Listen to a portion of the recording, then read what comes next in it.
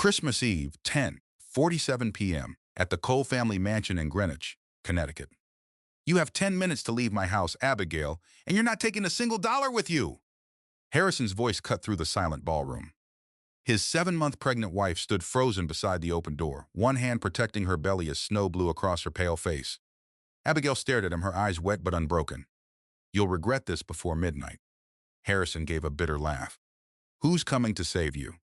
Hours later, a private jet bearing the Sterling family crest descended through the storm, and everyone inside the mansion finally learned who Abigail really was.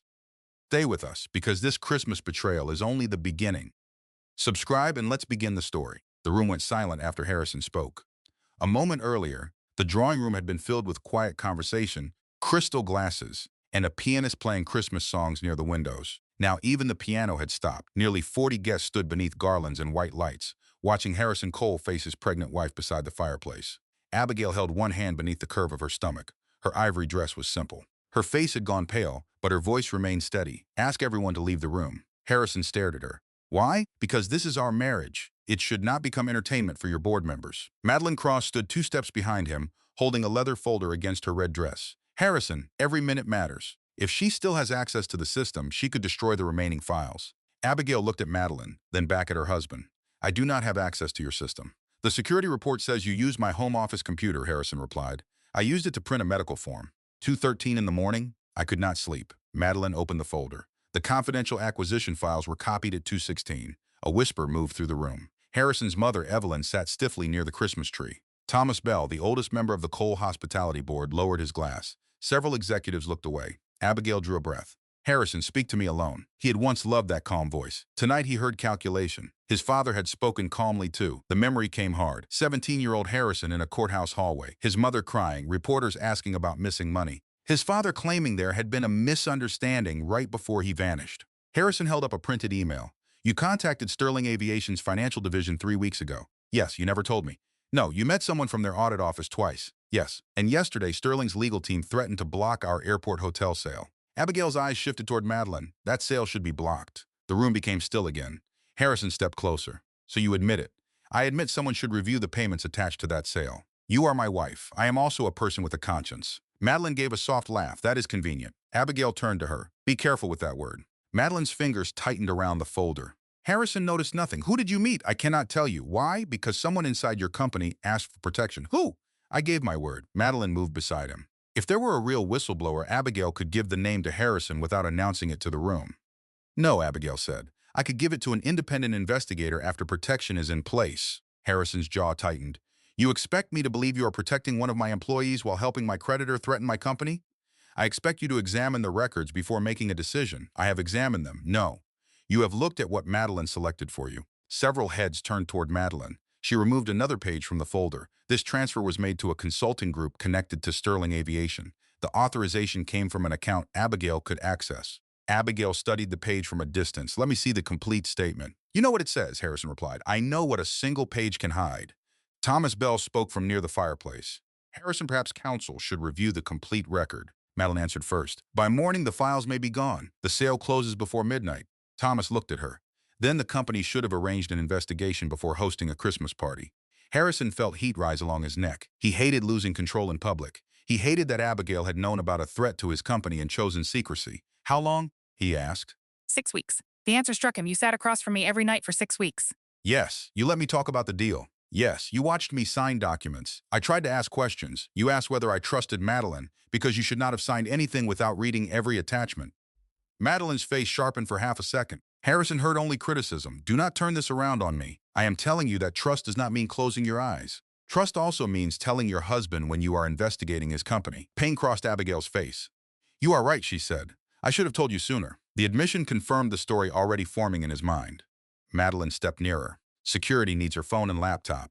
My laptop is upstairs, Abigail said. And your phone? Harrison asked. In my bag. Give it to security. No. His voice dropped. Excuse me? My medical information is on that phone. Private messages are on it. You do not get to seize it because Madeline brought you a folder. This is my house. This is our home. Not anymore. Evelyn rose. Harrison. He did not look at his mother. Abigail stood very still. Say that again. He forced himself to meet her eyes. For 1 second, he saw the woman who had sat beside him after emergency surgery, the woman carrying his daughter. Then he saw the email, the transfer, the secret meetings. You need to leave, he said. Tonight? Yes, there is heavy snow outside. Security will call a car. Madeline glanced at the windows. The roads are still open. Abigail turned toward her. You seem prepared for this. I am prepared to protect the company. At any cost if necessary. Abigail's thumb brushed the old gold pendant at her throat. It was shaped like a key with wings spreading from both sides. Madeline watched the movement. The interest in her eyes lasted only a moment, but Abigail saw it. Harrison took out his phone. I am freezing the joint accounts. Evelyn stepped forward. That is enough. No, Harrison said. If she used our money against the company, I need to know what else she has done. Abigail stared at him. You are freezing my access to money while I am 7 months pregnant. You have family. My father is dead. You have friends. Most of them are standing in this room. No one spoke. Abigail looked across the faces she had welcomed into her home every December.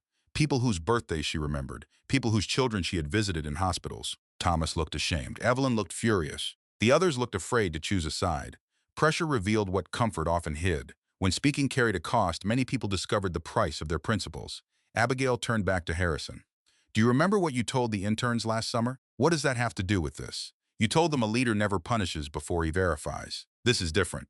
Principles matter most when following them is difficult. Madeline exhaled. This is not a lecture. No, Abigail replied. It is a warning. Harrison's control broke. You have 10 minutes to leave my house, Abigail, and you are not taking a single dollar with you. The words crossed the room with terrible clarity. Evelyn covered her mouth. Thomas closed his eyes. Abigail looked at Harrison for several seconds. She did not cry. All right, she said. He blinked. That is all? You made your decision. You still have time to tell me the truth. I have been telling you the truth. Then give me the name. No. Harrison nodded once. Security will go upstairs with you. I can pack without stealing from you. I am not taking that risk. Abigail looked toward Paul, the security officer near the door. He looked miserable. Come with me, Paul. She walked from the drawing room. The guests parted.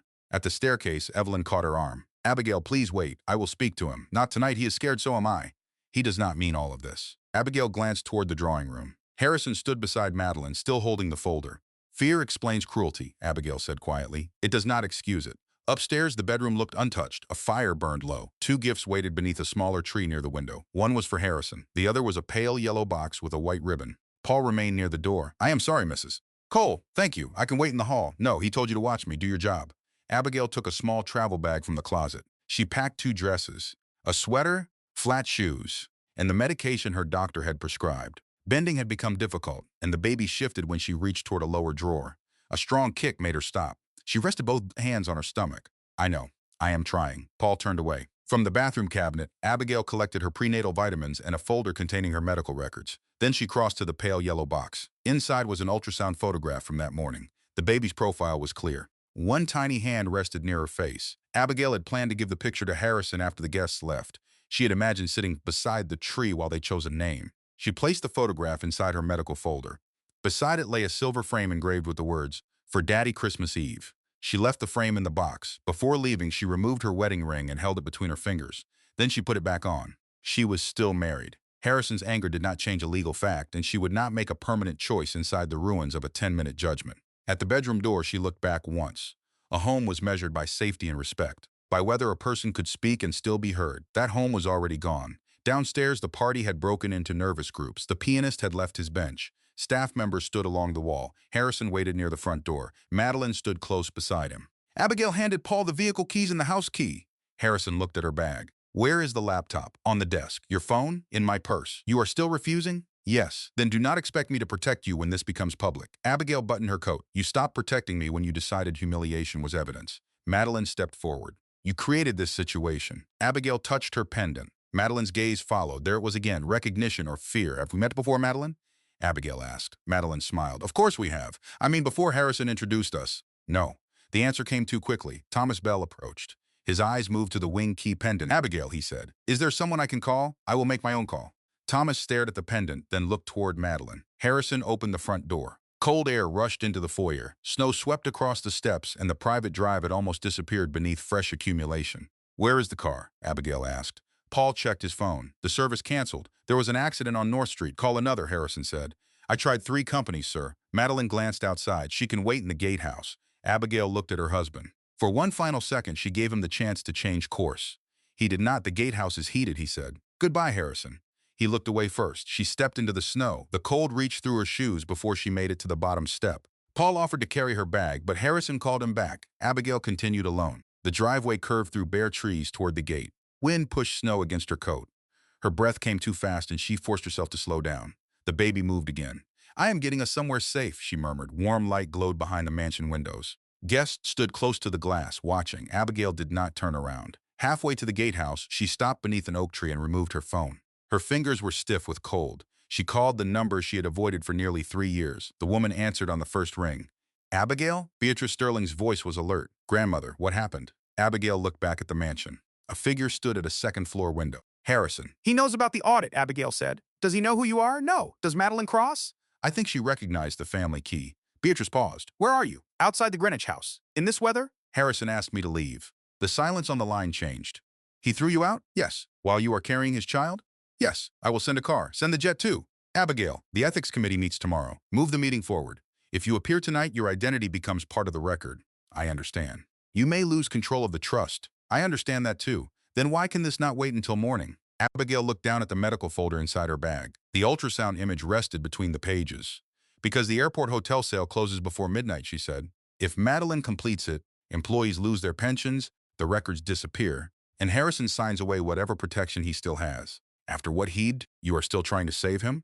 I am trying to save the people who did not make his choice. Beatrice let out a slow breath. That answer sounds like your mother. I hope so. Go to the gatehouse. My driver will reach you first. How long for the aircraft? It was placed on standby this afternoon. You knew I might call. I knew you would wait until the situation became unbearable. I should have told him the truth. Yes. He should have listened. Yes. Both truths stood side by side. Neither erased the other. Beatrice continued. The jet will approach from the north. Stay warm. Abigail ended the call. At the mansion window, Harrison remained motionless. Madeline joined him. She will call a lawyer, Madeline said. Maybe. You did the right thing. Harrison did not answer. Below, Abigail reached the gatehouse. Before she could touch the handle, a deep sound rolled across the winter sky. It was faint at first, then it grew. Guests drifted toward the windows. Thomas Bell stepped onto the porch and looked upward. Madeline's face lost its color. Harrison lifted his eyes toward the darkness beyond the trees. The sound was coming closer. An aircraft was approaching Greenwich on Christmas Eve. The sound above the trees deepened until the windows of the gatehouse trembled. Abigail stood beneath the porch light, one hand pressed against the doorframe.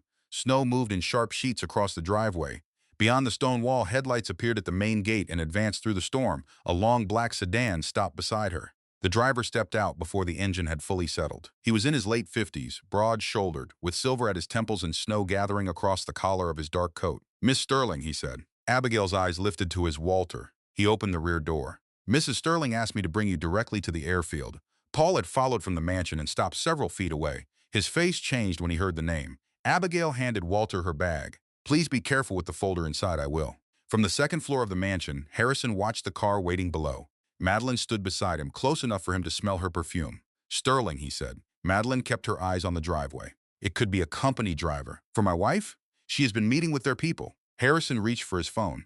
I am calling her. Madeline turned. Why? Because I want to know what this is. You already know. She chose them over you. He pressed Abigail's name. At the gatehouse, her phone vibrated inside her purse. She glanced at the screen. Harrison. For a moment, she saw him as he had been the previous Christmas. Barefoot in the kitchen, stealing icing from a cake while she laughed. Then she remembered the open door, the frozen accounts, and the guests watching her walk into the snow. She declined the call. Harrison stared at his screen. She refused it, he said. Madeline folded her arms. That tells you everything. No, it tells me she is angry. You threw her out after learning she helped a creditor threaten your company.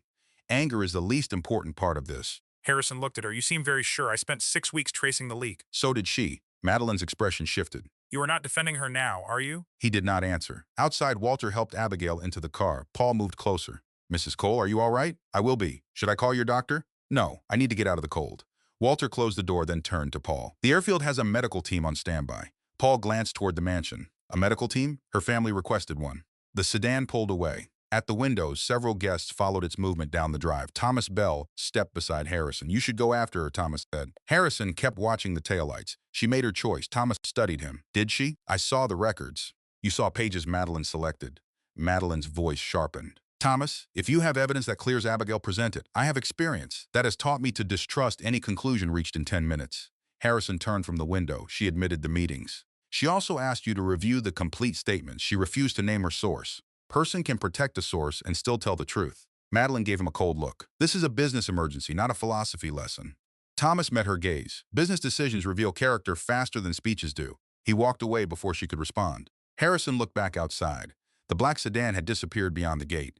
Abigail sat against the leather seat while Walter drove through the storm. The heat inside the car slowly returned feeling to her hands. Grandmother put the jet on standby this afternoon, she asked. How did she know? She did not tell me. That means she knew more than I did.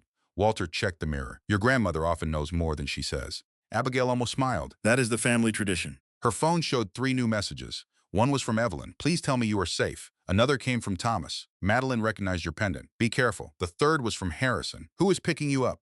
Abigail read it twice, then locked the screen. Walter checked the mirror. Would you like me to answer anyone? No. You are allowed to be angry. I am angry. I am also trying to stop a transaction that could hurt people who have never met me. Walter nodded. Your mother would have understood. The words stayed with Abigail as they approached the airfield. The private terminal sat beyond a security fence, its runway lights glowing through the snow. A Sterling aviation jet waited near the hangar, white and silver, with a small wing key painted near the tail. Several vehicles had already arrived. A physician stepped from one. 2 attorneys stood beside another, speaking into their phones. Ground staff moved beneath bright floodlights, clearing snow from the aircraft stairs. The sedan stopped. Walter opened Abigail's door. Slowly, she placed one foot on the pavement, then the other. The cold struck again, but the sight of the plane steadied her. Near the bottom of the stairs stood Beatrice Sterling. She wore a camel coat over a dark suit, with gray hair pinned neatly behind her head. At 72, she carried authority without raising her voice. People moved when she entered a room because they had learned that hesitation around Beatrice usually cost money. Tonight, she did not look like a chairwoman. She looked like a grandmother trying not to show fear. Beatrice crossed the pavement before Abigail reached the stairs. Let me see you. I am fine. That answer is forbidden tonight. Beatrice placed both hands on Abigail's shoulders and looked at her face. Then her eyes dropped to the curve of Abigail's stomach. Any pain? No. Bleeding? No. Dizziness? Only when I think about my marriage. Beatrice's mouth tightened. That man put you outside in a snowstorm. He was angry. Anger does not remove responsibility. I know. Do you? Abigail looked toward the plane. I am beginning to. The doctor approached. Miss Sterling, I need to check your blood pressure before takeoff. We are short on time, Abigail said. Beatrice answered for her. The meeting can wait 5 minutes. The baby cannot. Abigail followed the doctor into the terminal. Back at the mansion, Harrison entered his study and shut the door. Madeline came in behind him without being invited. The copied emails lay across his desk. He picked up the first page. Where did this chain begin? What do you mean? Madeline asked. The first message is a reply. The earlier emails were personal. Whose personal emails? Abigail's. Then why were they removed? To keep the report focused. Harrison examined the header. Focused on what? Her contact with Sterling. He moved to the bank transfer. This payment happened on November 14th. Yes, Abigail was at Mount Sinai that day. Madeline crossed to the desk. She could have authorized it from the hospital. She did not have her laptop. She had her phone. She was sedated for 6 hours. Madeline's tone softened. Harrison, people arrange things in advance. He looked at her. The explanation was possible. That bothered him. Almost every lie sounded possible when presented alone. Show me the full statements, he said. They are with legal. Get them now? Yes. The board is preparing for the sale. Then they can send the documents while they prepare. Madeline held his gaze. You are letting guilt interfere with judgment. I am asking for complete records. You already acted. That does not mean I stopped checking. Her face remained composed, but one finger tapped once against the folder. Harrison noticed. At the airfield, Abigail sat inside a private examination room while the doctor wrapped a cuff around her arm. Beatrice stood nearby, checking her watch. Your blood pressure is elevated, the doctor said. How elevated? Enough that I want you seated during the flight. No unnecessary walking. We are holding a board meeting. You can hold it from the cabin. Beatrice nodded. We will. Abigail looked at her. I need to be in the room. You need to remain pregnant. I can do both. The doctor removed the cuff. Stress is not harmless because the cause is important. Abigail rested her hands over her stomach. Beatrice sat beside her. You do not have to prove strength by ignoring your body, she said. Courage without judgment becomes another form of carelessness. Abigail nodded. I will stay seated during the flight, and the doctor can remain on board. The doctor gave them both a doubtful look. I want that agreement in writing. Beatrice almost smiled. You have met this family before. Minutes later, Abigail crossed the runway with Walter on one side and the doctor on the other. Several people from the mansion had driven to the airfield and stopped outside the private terminal gates. Thomas stood beside Evelyn. Madeline remained in Harrison's car.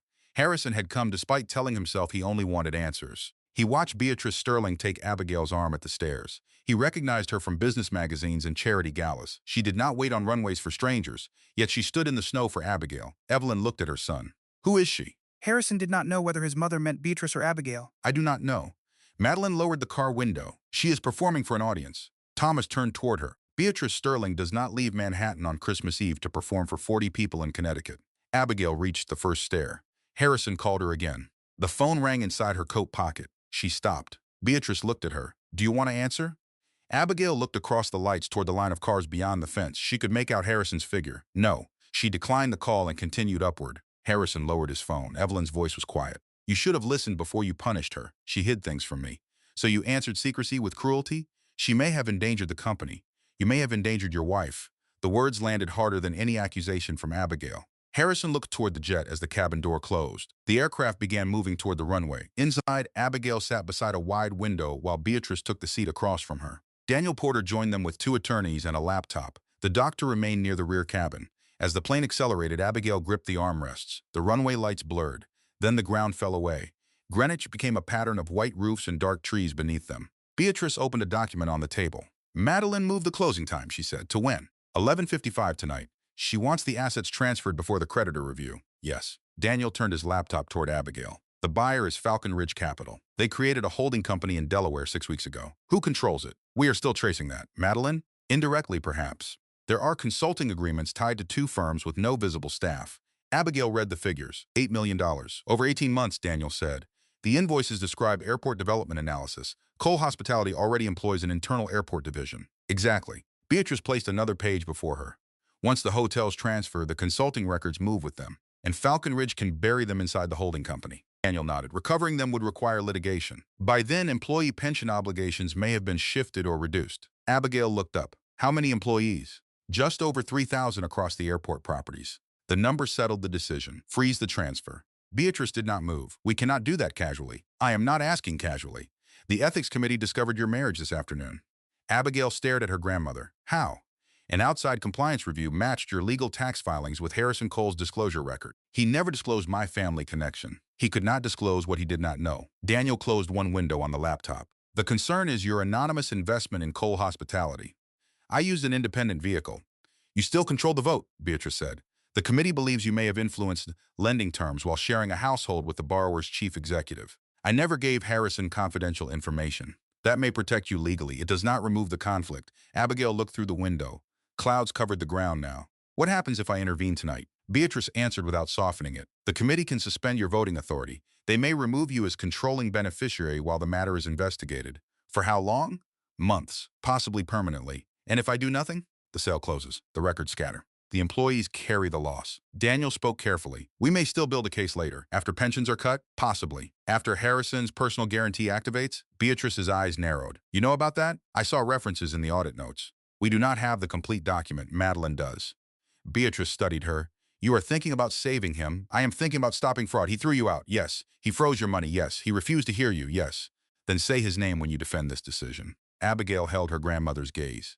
Harrison made a cruel choice, she said. He will answer for it.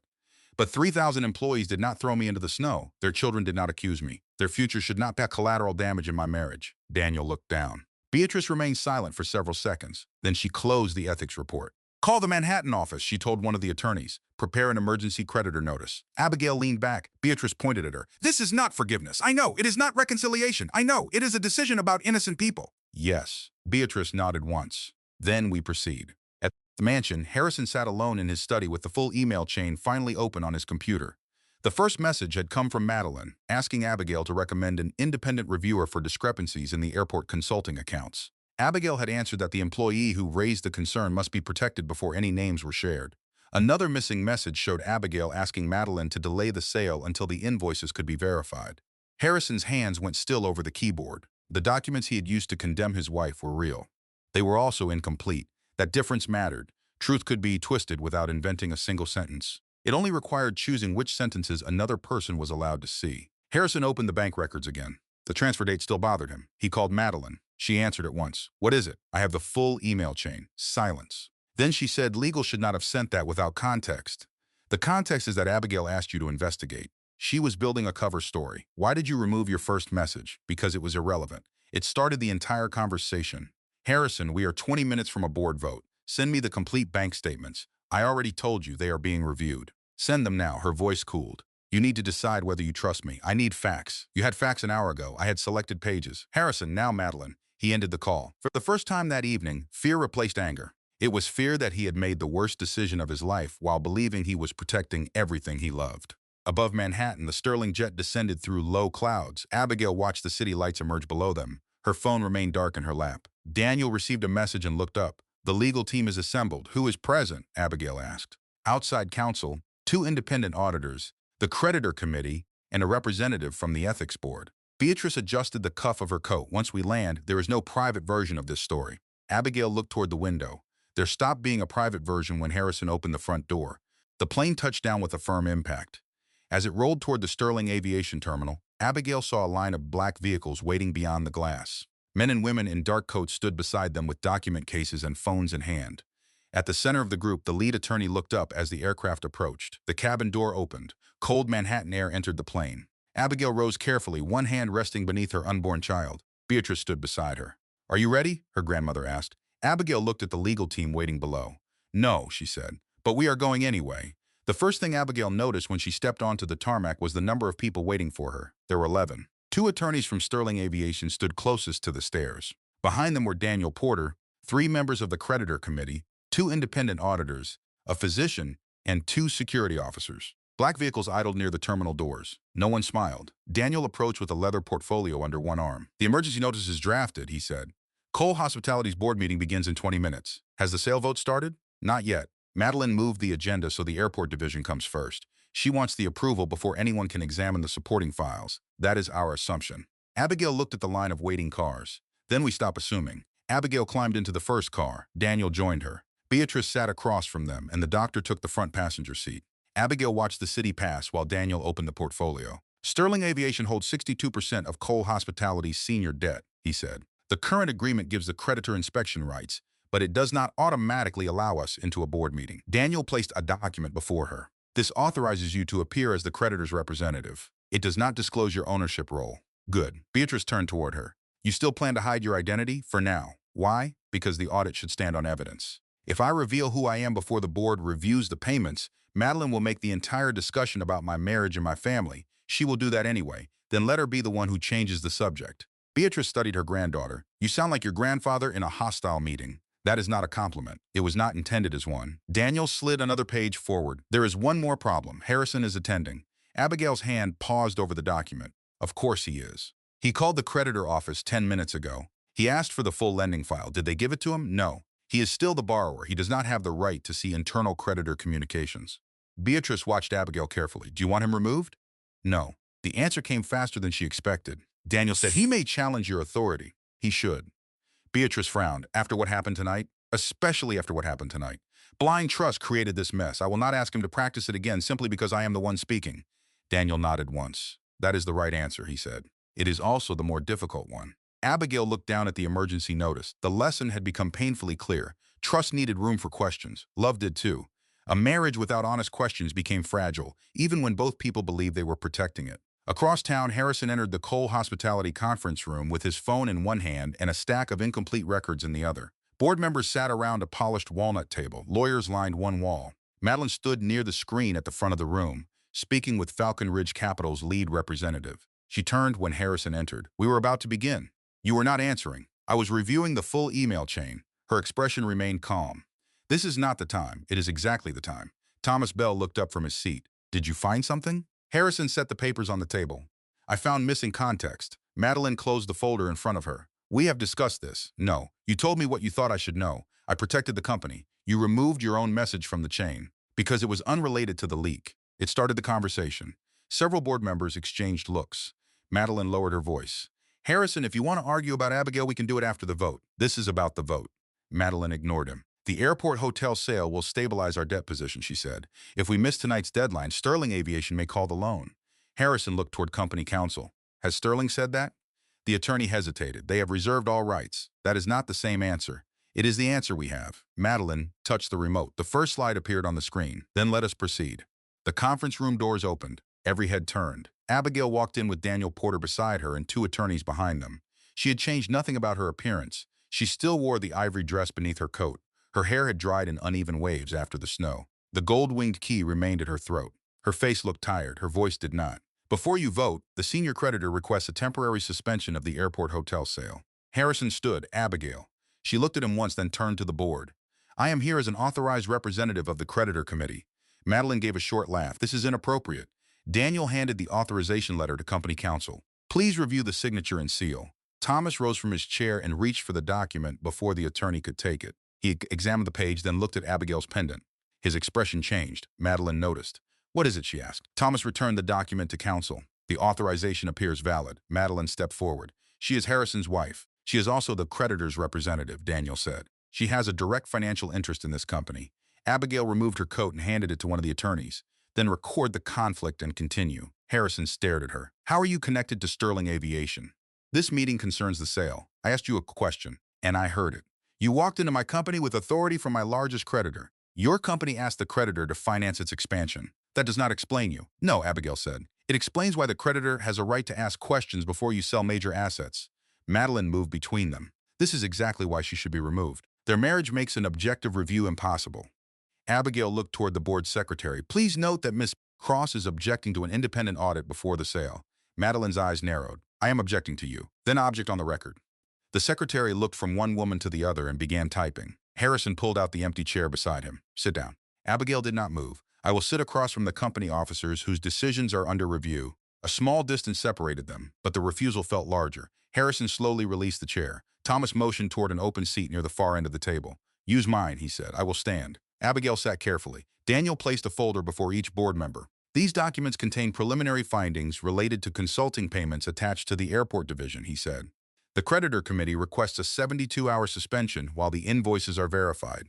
Madeline flipped through the pages. Preliminary findings are not proof. No one said they were, Abigail replied. That is why we are asking for an audit. You have already damaged the transaction by arriving here. If a request for invoices damages the transaction has a problem. Harrison watched her answer without looking at Daniel or the attorneys. She knew the agreement. She knew which sections controlled the sale. She spoke with the calm precision of someone who had read every page. He had never heard her use this language at home. How do you know the lending contract, he asked. Abigail met his eyes. I read it. You had access to it? The creditor committee gave me access. When? Before tonight. How long before? This is not the time. His mouth tightened. That was your answer at the house, yes. And you expect me to accept it here? No. I expect you to review the evidence placed in front of you. Madeline sat down and opened the audit packet. Let us do that. She lifted the first page. These consulting companies are legitimate airport development advisors. Daniel said we found no listed employees. Many firms use independent contractors. No office leases. Remote work is common. No client history before Cole Hospitality. They were created for a specialized project. Abigail placed both hands on the table. Who selected them? Madeline looked at Harrison. The chief executive approved the engagement. Harrison frowned. You recommended them. I provided options. You chose. Based on summaries you prepared. You signed the contracts. The answer came smoothly, yet it changed the room. Harrison looked toward the legal team. Where are the original engagement files? Madeline replied. In the transaction archive. I want them brought here. We are minutes from a vote. I said I want them. She closed the packet.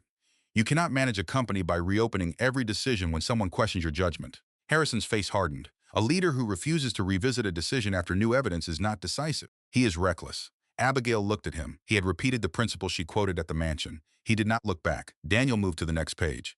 3 consulting firms received a combined $8 million. The invoices used nearly identical descriptions. A board member named Richard Lane adjusted his glasses. Is identical language unusual? It is not proof of wrongdoing, Daniel said. It is a reason to verify the work. Abigail pointed to the payment dates.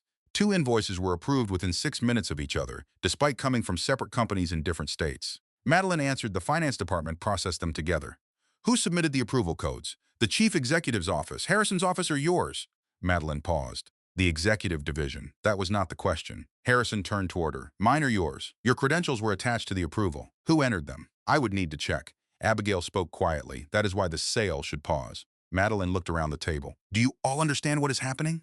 A pregnant spouse is using a creditor to interfere in her husband's company after a private marital dispute. Harrison said, do not use her pregnancy. Madeline looked at him in surprise. You brought her marriage into the meeting, he continued. Her medical condition is irrelevant to the evidence. Abigail's expression did not soften, but she noticed. Madeline changed direction. Fine. Let us discuss the marriage. She stood and faced the board. Abigail Cole has shared Harrison's home, benefited from his income, and gained access to confidential company discussions. She then used Sterling Aviation's audit division to investigate Cole Hospitality without disclosing their relationship to the lender. The board members turned toward Abigail. Richard Lane asked, did Sterling Aviation know you were married to Harrison? Abigail answered carefully. The creditor's ethics committee learned of the marriage today, so the answer is no. The relevant decision-makers did not know. Harrison stared at her. How is that possible? Abigail kept her eyes on Richard. My legal surname and financial records were handled through separate entities. Madeline seized the answer. She concealed the marriage from both sides. This is a serious conflict. Daniel said a conflict does not make the invoices legitimate. It makes her investigation compromised. Abigail nodded. Yes, it creates a conflict. That is why I requested independent auditors. They do not work for me. They do not work for Harrison. They will follow the records. Madeline smiled without warmth. After the deadline is passed and the buyer has withdrawn, then choose a buyer willing to survive 72 hours of questions. Madeline opened a different folder.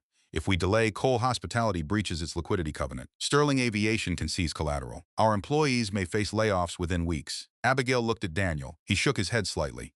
That is inaccurate, she said. Madeline slid a document across the table. Read the amendment. Harrison reached it first. His eyes moved down the page, then stopped. The color left his face. Thomas came closer. What is it? Harrison turned the document toward company counsel. This is a personal guarantee, the attorney read quickly. Yes, I was told this was a temporary lender acknowledgement. Madeline sat very still. It was part of the closing package. This says I am personally responsible for losses connected to the airport sale, if the company defaults. It also covers regulatory penalties. That is standard protection. Daniel stepped forward. No, that language is unusually broad. Harrison looked at Madeline. You prepared the summary. Our attorneys prepared it. You sent it to me. You signed it. The words hung in the room. Abigail read the first page, then the appendix. The structure became clear. Madeline had built a path that led in two directions. If the sale succeeded, the questionable payments vanished inside Falcon Ridge's holding company. If regulators intervened, Harrison carried the personal liability. She had planned an exit either way. Abigail raised her eyes. How much did Falcon Ridge promise you? Madeline's expression remained smooth. That is defamatory. Then answer. I have no financial arrangement with Falcon Ridge. Directly or through a consulting entity? You have no evidence, because you are trying to move the evidence tonight. Madeline turned toward the board. This cannot continue. Abigail is making unsupported accusations while hiding her own financial connection to Sterling Aviation. Harrison was still reading the guarantee. You told me the appendix only covered timing. It covered several issues. You knew I had not read the full version. You are the chief executive. That was your responsibility. He looked up slowly. Madeline did not retreat. For years, Harrison had praised her efficiency. She anticipated problems. She kept meetings moving. She made complicated decisions appear simple. Now he understood the danger in that skill. A simple explanation could hide a complicated betrayal. Richard Lane spoke to company counsel. Can we legally continue with Abigail in the room? The attorney hesitated. The marriage creates a significant conflict. Until the creditor confirms her role and disclosures, the board may exclude her from deliberations. Daniel objected. She holds valid authorization, which may itself be compromised. Madeline pressed the advantage. I move that Abigail Cole be removed from the meeting until the ethics review is complete. Another board member seconded the motion. Thomas said this is exactly what she warned about. You are using the conflict to avoid the invoices. Richard shook his head. We cannot ignore governance rules because the allegations are serious. Abigail looked around the table. Then do not ignore them. The board members waited. She closed the folder. Record that I requested an independent audit. Record that Ms. Cross opposed it. Record that Falcon Ridge refused to provide ownership information. Then vote on my removal. Madeline crossed her arms. You are very confident for someone who may have violated creditor policy. I am confident that records do not become less important because the person requesting them is imperfect. Harrison stared at her. That sentence reached further than the boardroom. The vote was taken. 6 members supported removal. 3 opposed. 1 abstained. Thomas voted no. Harrison did not have a board vote under the company's current structure, but his silence felt like another decision. Security entered. Abigail rose slowly. Harrison stepped toward her. Wait. The board members looked at him. He lowered his voice. Tell me one thing. She faced him. Did you arrange the Sterling loan 3 years ago? The question came close to the truth. Beatrice's warning returned to her. Once the identity became part of the official record, privacy ended. Abigail looked at the board secretary, whose fingers weighted over the keyboard. I cannot answer that here. Pain and frustration crossed Harrison's face. You keep asking me to trust what you refuse to explain, and you keep demanding answers before you are willing to listen to them. That makes no sense. It will, Madeline said security. The officers moved closer. Abigail picked up her coat. Thomas followed her into the hall. Daniel and the attorneys came behind them. At the elevators, Thomas touched her arm. Abigail, she turned. His eyes dropped to the winged key. I saw that insignia once before, he said, at a Sterling Aviation restructuring, and Abigail said nothing. Beatrice Sterling wore the same symbol. Daniel glanced toward the conference room doors. Thomas lowered his voice. Does Beatrice know you are here? Abigail pressed the elevator button. She is the reason I came. The doors opened. Thomas looked at her with new understanding. Then Madeline has made a terrible mistake. Only if we can prove it. Abigail entered the elevator with Daniel. The doors began to close. Harrison appeared at the far end of the hall. Abigail! She looked toward him through the narrowing space. He moved faster, but Madeline stepped out of the conference room behind him. The doors met before he reached them. Inside the elevator, Abigail removed her phone. Daniel looked at the screen. If you activate the creditor clause, the sale stops. So does every major transfer. The board will know the authorization came from the highest level. They do not have to know whose hand pressed the button. Not yet. Abigail entered the final security code. A warning appeared. Emergency suspension will trigger immediate disclosure review. She thought of 3,000 employees, Harrison's personal guarantee, the altered emails, the ultrasound photograph inside her bag. Then she pressed confirm. The phone displayed one final message. Creditor protection clause activated. Abigail lowered the phone as the elevator descended. Above them, every screen in the boardroom went dark. The boardroom screens went black at the same moment. The presentation vanished. The video connection with Falcon Ridge disappeared. Even the digital clock above the door stopped counting down to the closing deadline. A red message appeared across the main screen. Major asset transfer suspended by senior creditor. No one spoke for several seconds. Then Madeline Cross reached for her phone. What did she do? Company counsel leaned over his laptop. The creditor activated the emergency protection clause. Can they do that without a default? They can if they believe a major transaction threatens the collateral. Madeline turned toward Harrison. Call Abigail. Harrison stared at the warning on the screen. You had her removed. Call her anyway. Thomas Bell returned to the conference room and looked at the frozen display. He did not appear surprised. Richard Lane stood. How long does the suspension last? Until the creditor completes a formal verification, the attorney replied. No hotel can be sold, refinanced, transferred, or pledged during that period. The Falcon Ridge deadline is tonight. I understand. Madeline walked toward the attorney, then challenged it. We need grounds. The creditor's representative has an undisclosed marriage to our chief executive that may affect her authority. It does not automatically invalidate the clause. Madeline's controlled expression began to crack. Harrison watched her move from person to person, searching for someone who would fix the situation. An hour earlier, she had looked untouchable. Now her certainty had become urgency. He took out his phone and called Abigail. The call rang once. Then she answered. Where are you? He asked. In the lobby. Come back upstairs. You voted to remove me. I did not vote. You allowed it. The distinction sounded weak even to him. The sale is suspended, he said. I know. Did you activate the clause? Yes. Madeline came closer, trying to hear. Harrison turned away from her. You could have warned the board. I did. The board chose to remove the warning. Come back. Why? Because I want to hear the rest.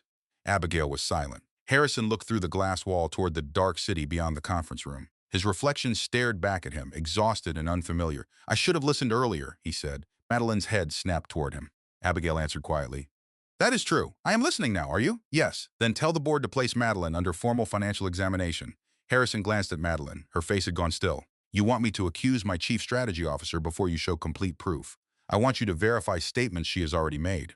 That is not the same thing. It is the first responsible thing you have done tonight. The word stung. He did not argue. What happens if she refuses, he asked. The creditor keeps the suspension in place, and if she agrees, we ask questions on the record. Madeline stepped in front of him. Put the call on speaker. Harrison ignored her.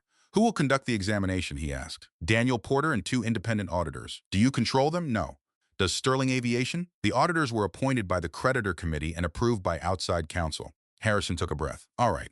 Madeline grabbed his wrist. No. He pulled his arm free. You wanted the sale completed tonight. This is how we move forward. This is a trap. Then answer the questions and prove it. Madeline's eyes hardened. You are choosing her. I am choosing verification. You already verified the leak. No. I believe selected records. He looked at the documents spread across the table. That was my mistake.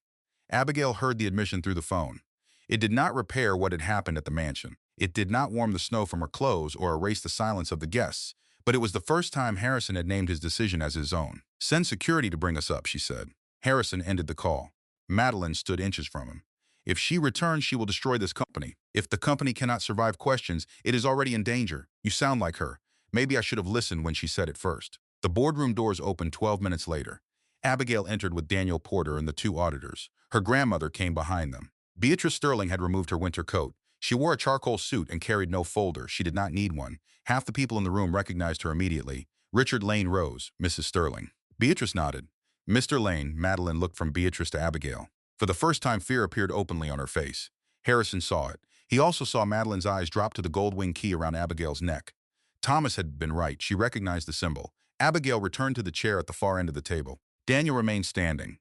This session will be recorded in the official board minutes, he said. The creditor requires direct answers from the officers responsible for the airport hotel transaction. Madeline folded her arms. I will not participate in an interrogation conducted by Harrison's wife. One of the auditors, a woman named Rachel Monroe, opened her laptop. This is a financial verification required under the lending agreement. Your employment contract requires cooperation. My attorney is not here. Company counsel spoke. You may call your attorney. The suspension remains until the verification is completed. How long do I have? Rachel looked at the clock on her laptop. As long as you need. The sale will remain frozen. Madeline understood the choice. If she delayed, Falcon Ridge might walk away. If she answered, every word would become part of the official record. She took her seat. Proceed. Harrison sat across from her. Abigail did not look at him. Daniel placed the first invoice on the screen. North Harbor Advisory received $1,800,000 for airport development analysis. What service did the company provide? Madeline answered without hesitation. Traffic studies, lease analysis, and passenger growth projections. Who reviewed the final report? Harrison's executive office. Harrison leaned forward. I never received a final report. Madeline looked at him. Your staff did. Name the person. I would need to check. Daniel continued. Where is North Harbor Advisory located? Delaware. The registration is in Delaware. Where does it operate? Consultants work remotely. How many consultants? I do not manage their payroll. Who introduced the firm to Cole Hospitality? Our airport division. Daniel turned to Harrison. Did your airport division recommend North Harbor? No. Madeline looked at him. You cannot know every recommendation made below your level.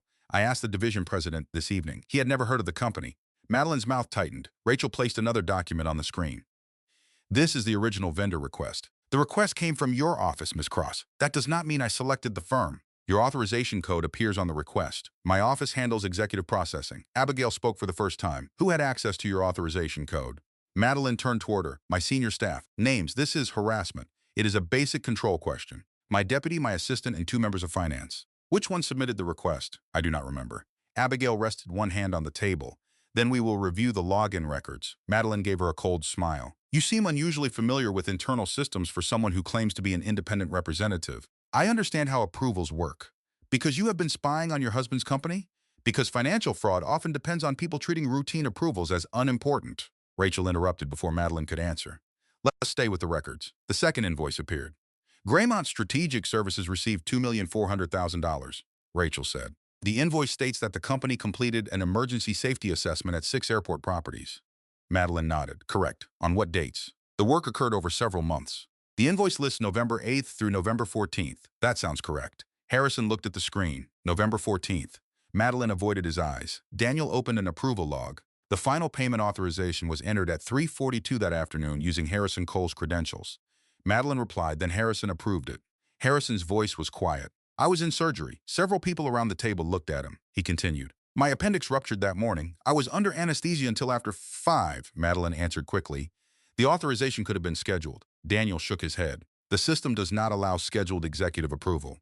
Then someone on his staff used his credentials. Who had them? Abigail asked. Madeline leaned back, asked Harrison. Harrison looked at her. You had temporary access while I was hospitalized. Your office gave it to me for operational continuity. Did you approve this payment? I approved dozens of routine items that day. So yes, I do not remember this specific invoice. You remembered enough to tell Abigail it came from my office. Madeline's voice sharpened. Because it did. No, it came through my account. Harrison pointed at the screen. That does not mean it came from me. Abigail watched him absorb the difference. The same lesson applied to the emails he had used against her. A name attached to a record could create an impression. It did not always reveal the person behind the action. Daniel displayed a third document. Easton Field Partners received $3,800,000. Ms. Cross, did you review this payment? Yes. Did the company perform the work? Yes. What work? Acquisition planning. For which acquisition? The airport hotel portfolio. The portfolio was already owned by Cole Hospitality. Madeline paused. They advised on future expansion. Daniel looked at Rachel. She opened a file containing the payment instructions. The funds were sent to an account at Continental Private Bank. The beneficiary is an entity called EFP Management. That may be their billing company. EFP Management was created 4 days before the first payment. New companies are created every day. The registered contact used your personal office address. Silence spread across the room. Madeline looked at the screen. That is an error. Whose error? Daniel asked. The filing service. Which filing service? I do not know. You approved more than $3 million to a company linked to your address, and you do not know who registered it? Madeline turned toward company counsel. This process is prejudicial. The attorney looked uncomfortable. Answer if you can. Madeline's hand closed around her pen. I did not create the company. Abigail studied her. Did you benefit from it? No. Did anyone acting for you benefit? No. Did Falcon Ridge Capital promise you a position after the sale? No. Did Falcon Ridge promise money to any company connected to you? No. Daniel wrote down the answer. Madeline noticed. What are you doing? Preserving your statement. I know what I said. Good. Harrison looked at Abigail. She was not accusing Madeline wildly. She was creating a path, one answer at a time. Every question narrowed the space in which a lie could survive. He remembered telling Abigail to give him a name. He had wanted one answer that would end his fear. Real truth rarely arrived that cleanly. It had to be tested. Compare challenged. Rachel placed an email attachment on the screen. This document contains the confidential acquisition model Abigail was accused of receiving from Sterling Aviation. Madeline glanced toward Harrison. That proves the leak. Rachel enlarged the file details. The attachment was created on November 2nd. Harrison frowned. Abigail received it on November 6th. Correct. Abigail looked at Madeline. How did I create a file 4 days before I supposedly received it? Madeline said nothing. Daniel continued. The author metadata identifies the creator as MCross Executive. That proves someone used my office system. The device serial number belongs to your laptop. Laptops can be accessed remotely. Your security badge entered the building at 6:12 that morning. The file was created at 6:19. Madeline's breathing changed. Harrison heard it. She looked toward the conference room door, then at the phones on the table. You have built a story from technical fragments, Abigail answered calmly. You built one first. Madeline turned on her. You hid your connection to Sterling Aviation. You met auditors behind your husband's back. You accessed confidential records inside his home. Do not pretend you are innocent. I never said I handled my marriage perfectly.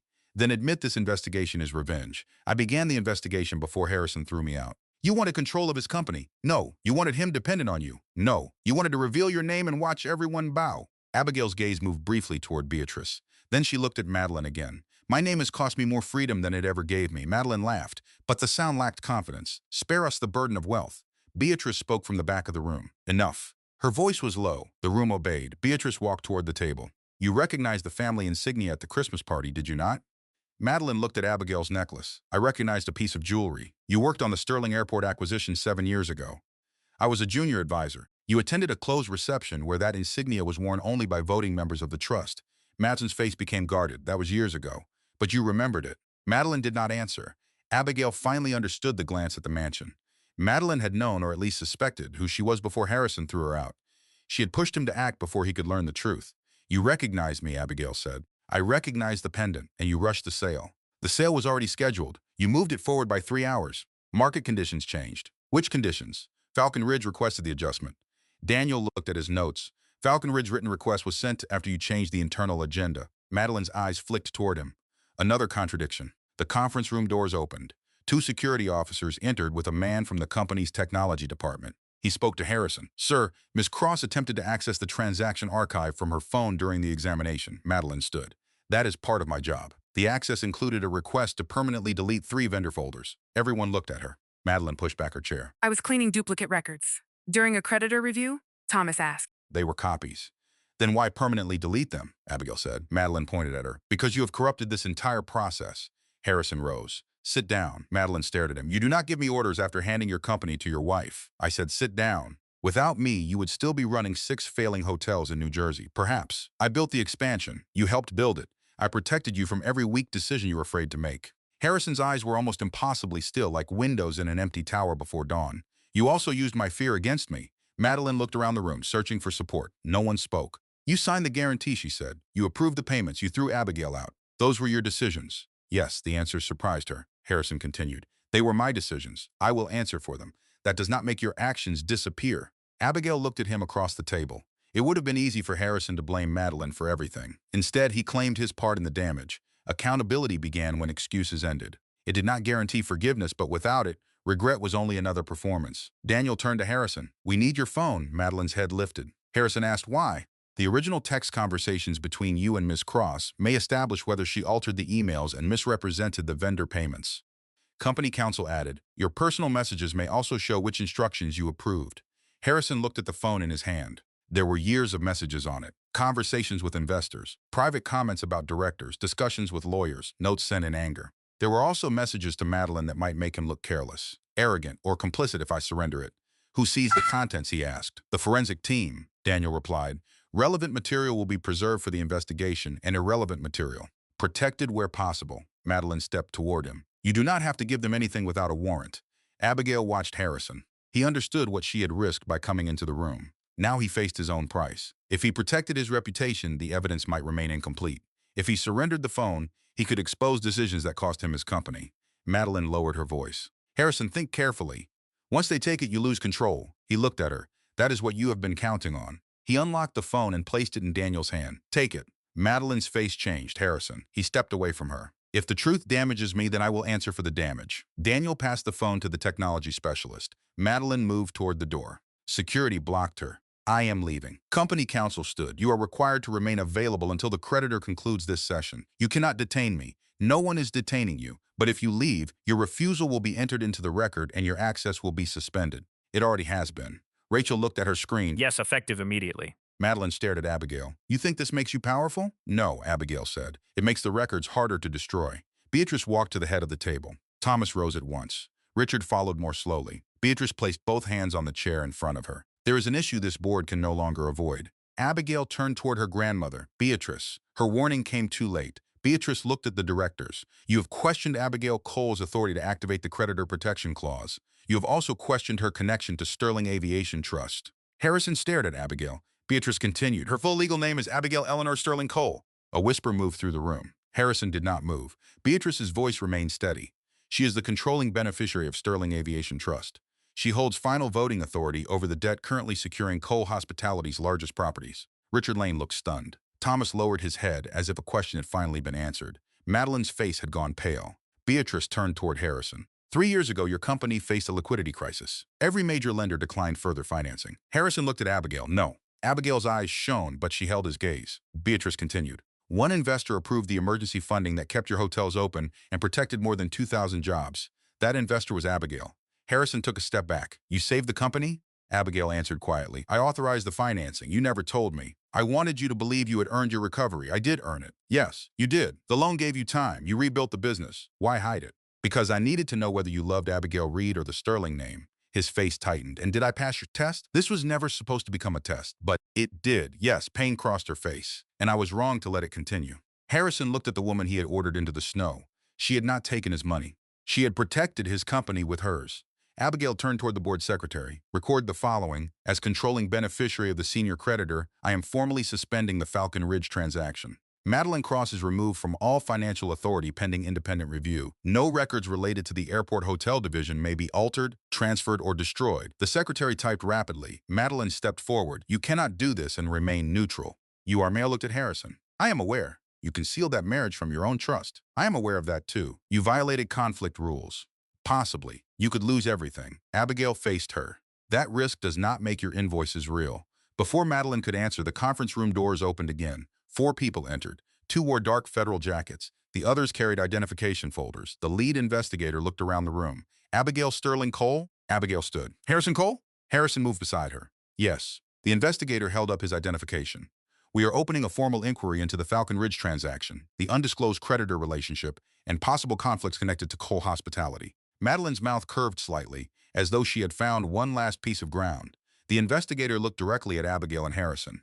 Until the inquiry is complete, both of you should understand that you may be treated as subjects of the investigation. Harrison turned toward Abigail. She had saved his company. Now the truth might cost them both everything. Christmas morning arrived without celebration. Snow covered the sidewalks outside Sterling Aviation's legal offices in Manhattan. The streets were quiet, but the conference room on the 32nd floor was already full. Abigail sat at one end of the table with Beatrice beside her. Daniel Porter and 2 federal investigators faced the windows. Harrison sat several chairs away, without a phone, a laptop, or the authority he had carried into every room for most of his adult life. Madeline entered with an attorney shortly after 8. She wore the same red dress beneath a black coat. Her hair remained carefully arranged, but exhaustion showed beneath her makeup. Her attorney pulled out a chair. Madeline stayed standing. I was told this was a voluntary interview. One of the investigators, Special Agent Laura Bennett, opened a folder. It is. You may leave whenever you choose, and if I leave, your refusal to cooperate will be recorded. Madeline looked at Abigail. You planned this. Abigail rested both hands above her stomach. I planned to stop the sale. Everything after that came from your decisions. Madeline laughed once. You concealed your name, your fortune, your marriage, and your control of the debt. Yet somehow I am the dishonest one. You are not here because I used my mother's surname. I am here because you needed someone to blame. Daniel placed 3 vendor files on the table. You are here because payments totaling $8 million were directed to companies connected to your office. My attorney will address that. Madeline finally sat. Her attorney leaned toward her and spoke in a low voice. She shook her head. Harrison watched without interrupting. The previous night, he would have taken control of the conversation. He would have demanded answers and filled every silence. Now he understood that silence could be useful when it gave facts room to surface. Agent Bennett turned on a recorder. Cross, did you authorize payments to North Harbor Advisory? Graymont Strategic Services, or Easton Field Partners. I approved operational expenses as part of my job. Did you own or control any of those companies? No. Did anyone acting on your behalf control them? No. Did you expect financial compensation from Falcon Ridge Capital after the airport hotel sale? No. Madeline's answers were direct. Her voice sounded steady again. Abigail saw the change. Madeline had recovered during the night. She had chosen a defense. She would not deny the payments. She would place them inside Harrison's authority. Agent Bennett opened another document. Who gave final approval? Harrison Cole. Harrison looked at her. Madeline continued before anyone asked another question. He was the chief executive. His credentials approved the payments. His signature appears on the sale agreement and the personal guarantee. I advised. He made the decisions. Her attorney placed a hand on her arm, but she pulled away. Abigail spoke. Did Harrison direct you to create the vendor companies? I did not create them. Did he direct you to use your office address on their registration forms? That address was entered by a filing service. Which filing service? I do not remember. Did Harrison ask you to remove the first message from my email chain? Madeline turned toward her. You have no right to question me, Daniel answered. She is the creditor representative and a witness. She is Harrison's wife. Those facts can exist together. Madeline looked around the table. That is the entire problem. She used a private marriage to influence corporate financing, then hid behind an audit when she wanted control. Abigail did not react. You told the board I accessed Sterling's acquisition model on November 6th, she said. The file was created on your laptop 4 days earlier. Someone accessed my device. Your badge entered the building 7 minutes before the file was created. Badges can be copied. Did Harrison copy your badge? Madeline's lips pressed together. Abigail continued. Did Harrison send himself the file from your account? I cannot answer questions about activity I did not authorize. Then who authorized it? I do not know. That is different from saying Harrison did. Madeline leaned back. You are protecting him now. No, the word came cleanly. Harrison looked at her. Abigail kept her eyes on Madeline. Harrison is responsible for signing documents he failed to read. He is responsible for humiliating me before hearing my explanation. He is responsible for building a company where one executive could control too much information. Madeline's expression sharpened. But he did not create those companies, Abigail continued. He did not falsify the email attachment. He did not try to erase the vendor folders during the board examination. Madeline turned to her attorney. This interview is finished. Agent Bennett said, "You are free to leave." Madeline stood. Daniel closed one file. Before you go, the creditor committee is prepared to discuss a limited cooperation agreement. Her attorney looked interested. Madeline did not. What agreement? If you identify the parties controlling the vendor accounts and provide the original Falcon Ridge communications, Sterling Aviation will inform investigators that you cooperated before formal charges were filed. Madeline looked at Abigail. And what does she get? The truth, Abigail said. You already think you have it. I have fragments. There was calculation behind it. You want to protect the Sterling name. I want to protect the employees. You expect anyone to believe that? Yes. You risked your inheritance for hotel workers you have never met?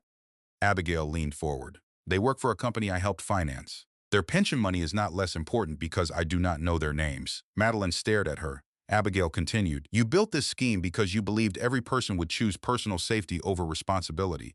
Harrison would protect his title. The board would protect the sale. I would protect my identity, and you did not? I almost did. The admission shifted the room. I hid too much. Abigail said, I allowed fear to make decisions for me. That ends here. Madeline's attorney whispered her again. This time. Madeline listened. Then she looked toward Harrison. If I cooperate. He still walks away as the careless executive who approved everything. Harrison answered for himself. I am not walking away. Madeline studied him. He had removed his suit jacket. His shirt was wrinkled. For the first time since she had known him, he looked like a man who had stopped performing control. What does that mean? She asked. It means I am resigning. Her eyes widened. Harrison placed a signed letter on the table. Effective immediately, I am stepping down as Chief Executive Officer of Cole Hospitality. I will cooperate with the investigation and accept any civil or financial responsibility tied to my approvals. Madeline's voice turned sharp. You cannot resign now. I already did. The company needs you. The company needed me to ask better questions. You are giving Abigail everything. No. Harrison glanced at his wife. She does not want everything. She wanted the truth. Madeline's face hardened. You are doing this because you think she will forgive you, Harrison shook his head. I am doing it because responsibility does not depend on being forgiven. The room went quiet. Abigail looked down at her hands. His words did not erase the past, but they mattered because they cost him something. Madeline's attorney opened the cooperation agreement. Before he could read the first paragraph, Daniel's laptop sounded an alert. He looked at the screen. Someone is accessing the vendor archive. Agent Bennett stood. From where? Daniel typed quickly. A remote administrator account. Every eye turned toward Madeline. She remained still. Her attorney pulled his hand away from the agreement. Madeline, what did you do? Nothing. Daniel's voice rose. The North Harbor folder is gone. Rachel Monroe, seated beside him, opened a backup console. Graymont is deleting now. Stop it, Abigail said. I am trying. Madeline reached for her coat. Agent Bennett stepped between her and the door. You said I was free to leave, Madeline said. You are. Your devices are not. I do not have a device. Daniel pointed toward the leather watch on her wrist. That watch has network access. Madeline pulled it off and dropped it on the table. You cannot prove I sent anything. Rachel stared at her screen. The Easton folder is gone. Daniel struck the keyboard with both hands. The archive backup has been corrupted. For the first time that morning, Abigail's composure broke. How much did we lose? Possibly all 3 vendor directories? Possibly? I need time. Madeline's expression changed. Relief passed through it before she could hide it. You had fragments, she said to Abigail. Now you have less. Her attorney stood and gathered his papers. This interview is over. Madeline moved toward the door. Harrison stepped into her path. She looked up at him. You cannot stop me. I am not trying to. Then move. He did. Madeline walked past him with her attorney. At the door, she turned back. You should have stayed in New Jersey, Harrison. Ambition was always too expensive for you. Then she left. Daniel closed his laptop. I am sorry. Abigail looked at the blank file list on his screen. Can the server be restored? Maybe. The backup corruption appears deliberate. How long? Days. Weeks. Agent Bennett picked up Madeline's abandoned watch. The deletion attempt helps establish intent. It does not restore the records, Abigail said. No, the answer was honest. Their strongest financial trail had disappeared in less than a minute. Abigail pressed one hand against the table and waited for the room to stop moving. The doctor came closer. You need to sit back. I am sitting. You need to breathe. I am breathing. You are holding your breath between sentences. Abigail looked away from the screen. Beatrice placed a hand over hers. We regroup. The Falcon Ridge communications were in those folders. Then we find another source. There may not be another source. Harrison moved toward Daniel. My phone. Daniel looked at him. What about it? The private backup. You turned over the device last night. There is a second cloud account. Agent Bennett frowned. Why was it not disclosed? It was created after a security breach 2 years ago. My assistant backed up executive messages there before the company changed systems. Who had access? Only me and the assistant who created it. Daniel stood. Does the backup include attachments? Yes. How far back? 3 years. Madeline's messages could still exist there. So could the unedited vendor instructions? Harrison wrote the account information on a legal pad. Agent Bennett took it. You understand that this may contain evidence against you? Yes. Personal conversations, undisclosed approvals, and possible regulatory violations? Yes. Once you authorize access, you cannot decide which relevant records we use. Harrison looked toward Abigail. She did not rescue him from the choice. He signed the authorization. Take all of it. Daniel entered the credentials. The room waited. After several minutes, folders began appearing on his screen. Rachel leaned closer. There, a message thread opened. Madeline had written to Harrison 6 months earlier. I will handle the vendor structure. You only need to approve the summary page. Another message followed. Do not worry about the appendix. Legal language always looks worse than it is. Daniel opened an attachment. It contained the original Falcon Ridge proposal, including a compensation schedule for a consulting entity controlled by Madeline. Agent Bennett read the first page. This is enough to continue. Madeline had tried to destroy the evidence. Her own confidence had preserved a second copy inside the account she assumed Harrison never reviewed. Abigail looked at Harrison. You kept the messages without reading them. Yes, that is almost impressive. A tired, painful smile touched his mouth. I have developed a rare talent for ignoring important documents. She did not smile back, but the anger in her eyes changed. Agent Bennett gathered the materials. Madeline Cross will be contacted through her attorney. The investigation into the vendor fraud will proceed. And the conflict inquiry? Abigail asked. It remains open. Your cooperation will be considered, but your relationship with the creditor must still be reviewed. Harrison said, her investment saved the company. That does not remove disclosure obligations. I know. Agent Bennett looked at him. You may both face civil penalties. Abigail nodded. Then we will answer for them. For the first time since the mansion door closed behind her, she and Harrison stood on the same side of a sentence. That did not mean they stood together. 3 weeks later, Abigail entered the Sterling Aviation boardroom in Boston with a restructuring plan under her arm. The room overlooked the harbor. Gray winter light spread across the long table. 12 trustees waited. Beatrice sat at the head but did not speak as Abigail began. The plan would separate the profitable hotel operations from the fraudulent airport transaction. Employee pensions would remain protected. Existing hotels would stay open. An independent chief executive would replace Harrison.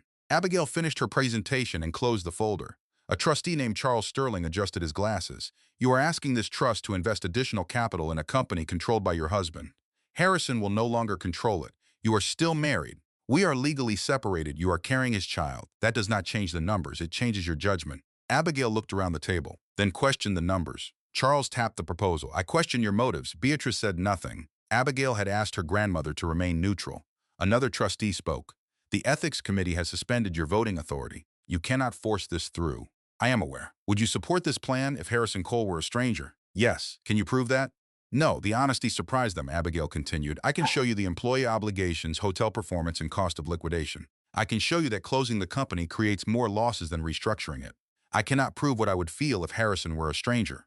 Charles leaned back. Then this board should decline. The vote came quickly. 7 against, 5 in favor. The plan failed. Abigail remained seated after the others began gathering their papers. Beatrice waited until the room cleared. You could have used your voting authority before the suspension became official. That would have been wrong. It would have saved the company. It would also prove that I believed rules mattered only when they did not limit me. Beatrice watched her granddaughter. Losing with principles is still losing. Then I will come back with a better plan. You are tired, yes. You are 8 months pregnant. I noticed. You do not have to solve every consequence created by your husband.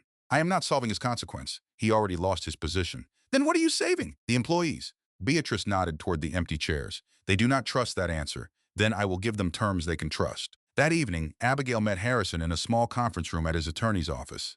He looked thinner. He had moved out of the Greenwich mansion and into a furnished apartment near the city. She placed the rejected proposal before him. The board voted no. He read the first page. Why? They believe I am protecting you. Are you? No. He accepted the answer. What needs to change? You surrender your controlling shares. He looked up. How many? All of them. Silence followed.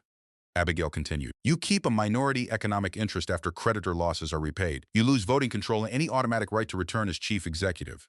He read further. The mansion? Sold my personal assets? Some will be placed in a restitution fund. And the proceeds? They repay the company and protect employee benefits. Harrison closed the plan. What happens to you? I remain excluded from voting during the investigation, so you gain nothing. That is the point. He looked at the signature line. If I refuse, and if I sign, it may still fail. He picked up a pen. Abigail watched him. You should read it. I will, every page. Yes. She waited while he read. It took almost 2 hours. He asked questions. He marked 3 sections. He requested clarification from her attorney. Abigail answered when she could and admitted when she could not. When he reached the final page, he signed. I spent your believing control kept people safe, he said. It only kept me from seeing what other people knew. Abigail placed the signed document in her folder. Control can prevent chaos. It can also create silence. Yes, he looked at her stomach. Is the baby all right? She is healthy. Do you have a name? I have a list. Am I allowed to see it? Not yet. He nodded. The next morning, Harrison appeared before the Sterling board. He stood without an attorney beside him. I approve the revised restructuring, he said. I will sell the mansion, surrender voting control, and contribute my personal assets to the repayment fund. Charles Sterling looked at him. You understand that you may never return to leadership. Yes, you built this company. I also failed it. Why should we believe you will honor these terms? Harrison placed the signed agreement on the table. Because they no longer depend on my promise, they are enforceable, a trustee asked. Are you doing this to save your marriage? Harrison looked toward Abigail. She sat against the wall outside the voting area. No, he said. My marriage cannot be purchased with sacrifice. I am doing this because employees should not pay for decisions I made. The second vote passed by 1. Cole Hospitality survived. Harrison did not control it. 5 months later, Abigail visited a community aviation center outside Greenwich. Spring sunlight filled the hangar. A small training plane stood near the open doors while former hotel employees worked in classrooms along the back wall. Harrison wore a simple blue shirt with the sleeves rolled to his forearms. He was helping 2 trainees inspect a maintenance checklist. He noticed Abigail near the entrance. For a second, neither moved. Then he handed the checklist to the instructor and approached. Their daughter slept in a carrier against Abigail's chest. Harrison stopped several feet away. She got bigger. She is 5 months old, I know. You're weak. I still notice. Abigail looked around the hangar. The program expanded. 23 trainees this session. 11 already have job offers. You remembered the numbers. I read the report. She raised an eyebrow. All of it? Twice. He motioned toward a small office. There is something I need to give you. Inside, Harrison placed an envelope on the desk. Abigail opened it. The separation agreement bore his signature. It gave her primary authority over their daughter's residence, health care, and financial protection. It also removed several clauses his attorney had previously requested. You agreed to everything. Yes. Why? Because I do not want access to my daughter to become another fight for control. You are her father. I want to be present. I do not to force you into trusting me. Abigail closed the folder. You stopped fighting the separation. I stopped treating winning as proof that I was right. She studied him. What do you want from me? Honesty. You first. He nodded. I want another chance someday. I do not believe I deserve one today. She looked toward the window where trainees crossed the hangar. Accepting consequences does not erase Christmas Eve. I know you left me outside while I was pregnant. I know. You believed Madeline because suspicion felt safer than listening. Yes, and I hid my identity because I wanted your love to pass a test you did not know you were taking. Harrison looked at her. That hurt too. I know. Their daughter moved inside the carrier. Harrison lowered his voice. May I hold her? Abigail hesitated, then released the straps. He took the baby carefully. She opened her eyes and stared at him. Hello, Eleanor, he whispered. Abigail's expression changed. You remembered the name. You chose your middle name. I chose my mother's. He looked up. I know. Stood in silence until Eleanor gripped his finger. Harrison smiled. Abigail watched his face. What happens now? He asked. We continue counseling, all right. We keep separate homes, all right. You do not enter my financial life without permission. I understand, and I stop hiding information because I am afraid of what it might reveal.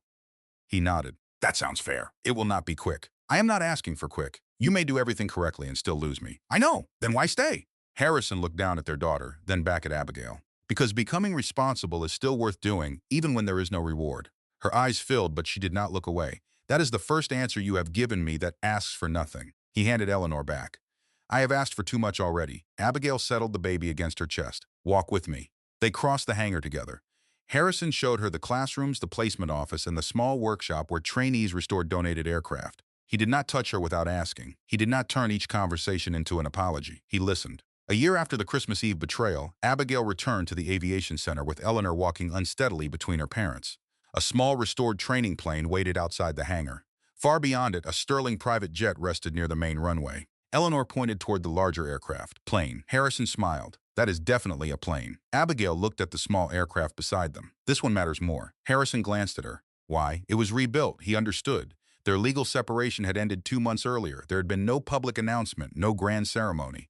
They had signed the papers quietly after a year of counseling, shared decisions, and difficult conversations. Harrison no longer ran Cole Hospitality. The company had recovered under independent leadership. Abigail remained with Sterling Aviation, although her voting authority had returned only after she accepted a formal ethics penalty and new disclosure rules. Madeline had entered a plea agreement after the backup messages, vendor records, and deletion attempt were combined into one case. Her cooperation reduced the charges, but she lost her professional licenses and the future she had tried to secure through fraud. No one escaped without a cost. That was the difference between justice and revenge. Revenge wanted another person to suffer. Justice asked each person to answer for what they had chosen. Eleanor reached for the steps of the small plane. Harrison lifted her before she could climb. She is ambitious, he said. She gets that from both of us. That may be dangerous. It may be useful if we teach her to listen. He looked at Abigail, and to tell the truth, yes. He held out his free hand. Abigail took it. The private jet remained in the distance, bright beneath the morning sun. It had once arrived as proof that Harrison did not know his wife. Now Abigail did not need it to prove anything. She stood beside the man who had hurt her, changed beside her, and learned that love without respect could not survive. Their old marriage had ended on Christmas Eve. What they built afterward began with the truth.